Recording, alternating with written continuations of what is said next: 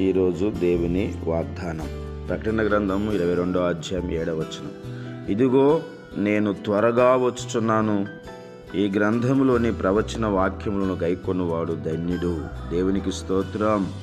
మరి ఉదయకాలపు సమయంలో యోహానికి దేవుడు ఇచ్చిన ప్రత్యక్షతలను ఈ ప్రకటన గ్రంథములో దేవుడు రాయించాడు. దేవునికి స్తోత్రం. ఆయన త్వరగా వచ్చుచున్నాడు. మరి ఆయన ప్రవచన వాక్యములను గైకొన్నవాడు ధన్యుడు అని సెలవిచ్చాడు. ఏంటి ప్రవచన వాక్యాలంటే 7 ముద్రలు, ప్రపంచంపై రాబోయే తీర్పులు, 7 బూరలు దేవుని హెచ్చరికలు, 7 పాత్రలు చివరి తీర్పులు, బబులోను పతనం, మానవ అహంకార సామ్రాజ్యం వినాశనం చెందుతుంది. ఈ ప్రవచనాలు విశ్వాసులకు ఓదార్పును, దేవుని నమ్మకాన్ని స్థిరపరుస్తాయి. కనుక ఈ ప్రవచన వాక్య గ్రంథాలను ఎవరైతే గాయకుంటారో వారి జీవితం ధన్యమైందని సెలవిచ్చాడు. ప్రియ సహోదరుడా, సహోదరి, ఆయన రాకడకు సిద్ధపడు. ఆయన రాకడ త్వరగా వచ్చుచున్నది. మరి దేవుని రాకడలో మనం ఎత్తబడాలంటే ఆయన యందు విశ్వాసం ఉంచి మన బ్రతుకును మార్చుకొని మన క్రియలు మార్చుకుంటే దేవుడు ఖచ్చితంగా నీవు ఆయన రాకడలో ఎత్తబడతావు. ఇదిగో నేను త్వరగా వచ్చుచున్నాను. ఆయన ప్రవచన వాక్యంలో గైకొన్నవాడు ధన్యుడు, చదివేవారు ధన్యుడు అని సెలవిచ్చారు. కనుక ఆయన పొడిచిన వారు ఆయన చూస్తారు.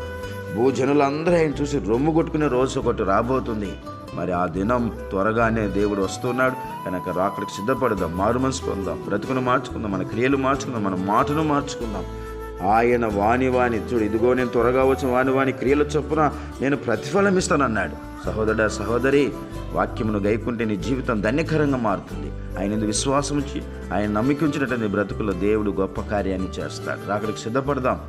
మరి ఎందుకంటే దేవుడు సెలవిచ్చాడు, రాకడకు సూచనలు జరుగుతున్న యుద్ధం, రాజ్యం మీదకి రాజ్యం, జనం మీదకి జనం, ప్రజల మీద ప్రజలు, ఒకరి మీద ఒకరు వస్తున్నారు. కనుక ఇవన్నీ రాకడకు సూచనలు అయినాయి. సిద్ధపడదాం.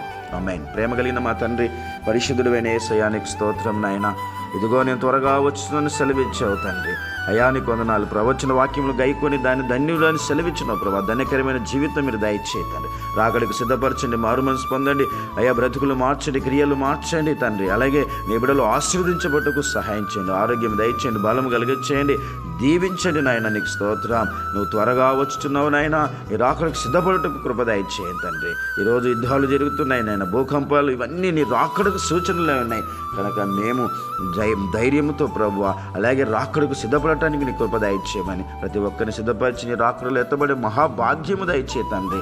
అయా దీవించు నాయన, ఆశీర్వించు నాయన, ఆరోగ్యం ఇచ్చి సహాయం చేయమని యేసు నామములో అడుగుచున్నాం తండ్రి. ఆమేన్. లైక్ చేయండి, కామెంట్ చేయండి, షేర్ చేయండి, సబ్స్క్రైబ్ చేసుకోండి. దేవుడు మిమ్మును మీ కుటుంబాలను దీవించును గాక.